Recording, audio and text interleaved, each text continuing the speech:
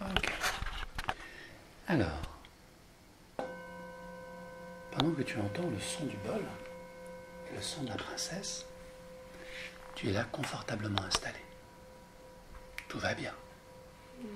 Ok. Est-ce que tu sens tes jambes au-dessus du sol? Tu sens ton corps au-dessus du sol? Comment tu peux être comme ça, flottant dans l'air? Donc pendant que tu flottes dans l'air comme ça, et que tu entends le bond du sol, le son du bol et le son de ma voix, tu te demandes quelle drôle d'histoire je vais bien pouvoir te raconter. Eh bien, c'est une histoire très particulière. C'est une histoire qui remonte à il y a très longtemps. Tu n'étais même pas né. Ton papa n'était même pas né. Moi non plus, je n'étais pas né. Mais la princesse Tara, elle était née. Cette princesse, elle a des centaines et des centaines et des centaines d'années. Tu veux que je te raconte son histoire? Donc, ferme les yeux et écoute l'histoire de la princesse Tara, plus connue sous le nom de la déesse de la guérison. Cette princesse vivait dans un village, caché dans une montagne, il y a très longtemps. Dans ce village, tout le monde était heureux. Les parents, les enfants, les grands-parents. Il y avait des chiens, des chats, des poules, des coqs, de magnifiques oiseaux avec des couleurs extraordinaires. Tout le monde était en bonne santé dans ce village. On mangeait de tout, des fruits, des légumes, et on buvait de tout. Du lait de chèvre, du lait de vache, de l'eau de la rivière. Et même, on savait faire le vin. Il y avait de belles vignes tout autour du village, avec de belles et de grosses grappes de raisin. Tout le monde était heureux. C'est presque comme si tous les jours, tout le monde faisait la fête, simplement parce qu'ils étaient heureux d'être là. Les saisons passent, l'été, les enfants vont se baigner à la rivière. À l'automne, on commence à cueillir les fruits, les légumes, et à les ranger pour l'hiver, qui arrive avec un gros nuage gris, tous les ans le même. La température baisse un peu, on met les manteaux. Le jour dure moins longtemps, et les gens sont toujours très heureux d'être ensemble, car l'hiver, c'est le moment où on se réunit autour du feu, où les anciens racontent des histoires, où ça rigole, on a un peu peur des fois, mais tout le monde est ensemble. Il y a beaucoup d'amour dans ce village. Puis le printemps revient, les fleurs sortent, les insectes arrivent, et c'est toujours la fête, l'amusement. Les enfants vont étudier, puis ils vont s'amuser. Puis ils retournent étudier, puis ils retournent s'amuser. Et tout se passe bien dans ce village. Tout le monde est heureux. Jusqu'au jour où quelque chose de bizarre se présente.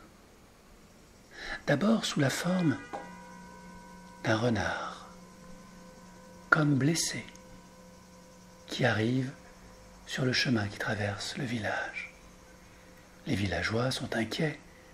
Ils voient ce renard tout fatigué, tout malade. Il a le poil qui colle. On dirait qu'il a saigné. Et il gémit. Il n'est vraiment pas bien, ce renard. On fait venir la charrette du médecin qui s'occupe de voir ce qu'a le renard.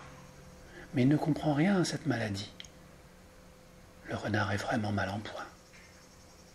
On décide de le mettre dans une petite cabane où le médecin ira le voir tous les jours. On lui donne à manger, les jours passent, mais le renard est toujours malade. Le médecin du village décide d'employer les grands moyens. Il va chercher des plantes dans la nature, dans la forêt, Il les mélange à de l'eau. Et ensuite, il y a comme une petite mixture de l'eau colorée qu'il va mettre dans un tube avec une aiguille, une toute petite aiguille. Et il se dit, je vais essayer de sauver ce petit renard qui a l'air très malheureux. Et donc il décide d'injecter ce produit dans le corps du petit renard. Le renard a très peur. Il tremble dès qu'il voit l'aiguille. Mais le médecin du village est confiant. Il se dit, après tout, j'ai tout essayé. Peut-être que ce petit sérum va aider ce petit renard à s'en sortir. Alors, tous les 15 jours, il revient et il injecte son produit dans les pattes du renard. La première bonne surprise, au bout d'un mois, c'est que la maladie du renard n'a pas bougé. Alors il n'est pas encore tout à fait guéri, mais ça ne s'est pas aggravé. On dirait qu'il souffre moins. Confiant, le médecin réunit le village et leur dit « Je vais continuer encore pendant quelque temps, mais je ne sais pas si mes injections vont le sauver. » Les mois passent et le renard commence à aller un peu mieux. On peut même commencer à le nourrir. Et le médecin est confiant. Mais il se dit ça ne va pas assez vite. Le renard devrait déjà être guéri. Quelque chose dans ma science n'est pas assez puissante. Il faut que je demande de l'aide. Alors, il prend son baluchon de médecin, suit le chemin et monte tout en haut de la montagne. Après plusieurs jours de marche, il arrive devant une grotte immense, toute sombre, très humide. Et là, devant la grotte, il se met à prier. Ô déesse Tara, déesse de guérison, j'ai besoin de ton aide. La vie nous a envoyé un petit renard, très malade, que j'ai essayé de soigner du mieux que j'ai pu.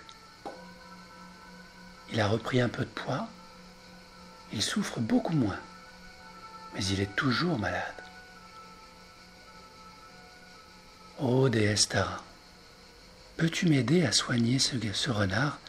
Peux-tu m'aider à le guérir?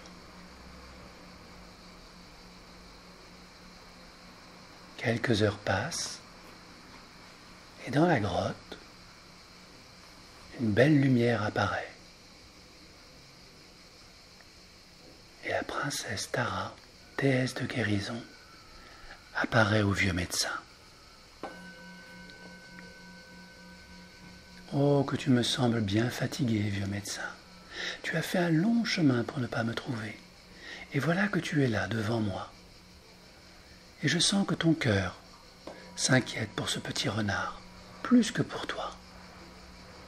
C'est pourquoi j'ai décidé de t'aider. Voici une petite aiguille que je te donne. Dedans, il n'y a aucun sérum, juste de la magie. Je te demande d'aller retrouver ce petit renard et de poser cette aiguille magique sur ses pattes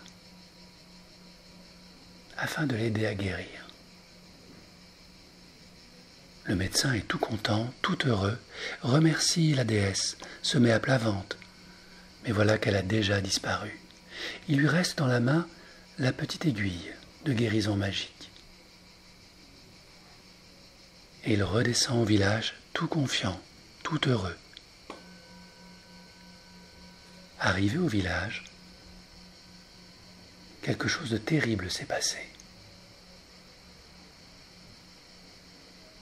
Les villageois sont tous malades. Le médecin est inquiet, paniqué. Mais que se passe-t-il? Pourquoi sont-ils tous malades? Quand je suis parti, tout le monde était en bonne santé. Inquiet, il va voir si le renard est toujours là. Et le renard est toujours là. Moins malade, mais toujours là, allongé. Ensuite, il va visiter toutes les maisons du village. Et tous les villageois sont au lit, avec de la fièvre. Et il leur demande ce qui s'est passé.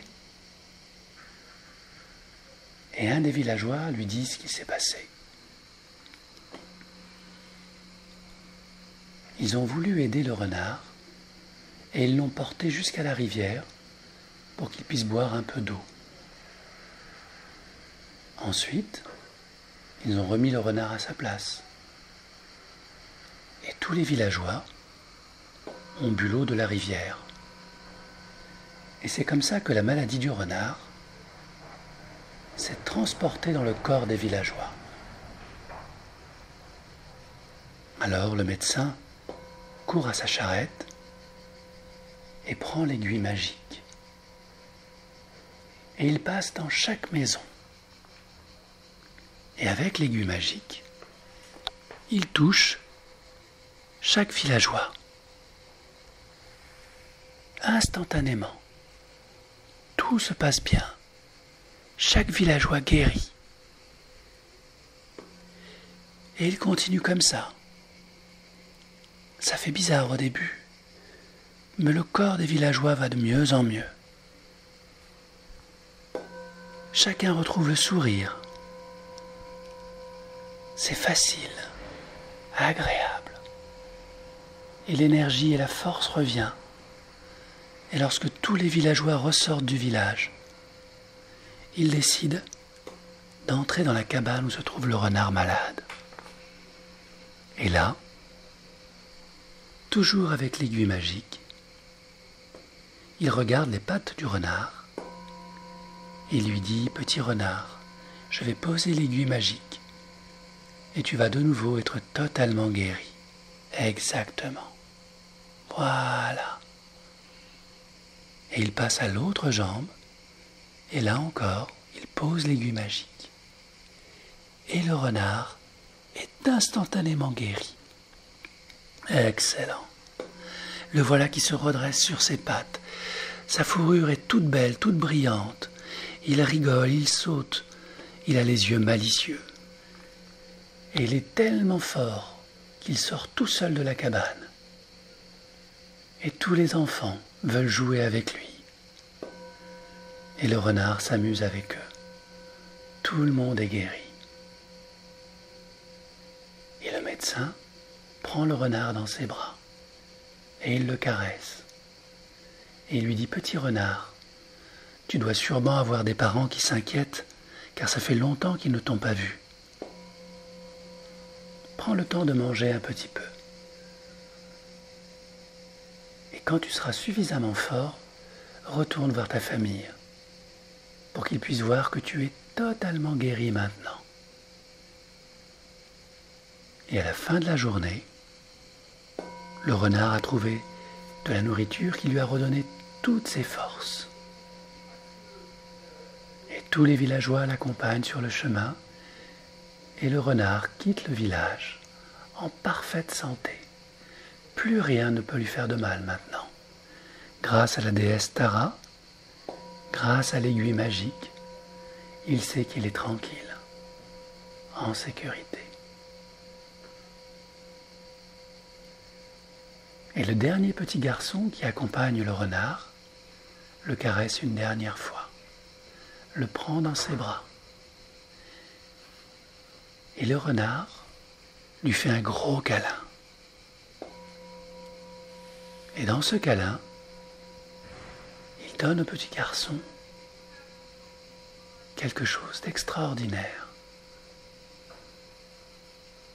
Quelque chose qui entre dans son cœur, comme une force. Et cette force magique qui entre dans le cœur du petit garçon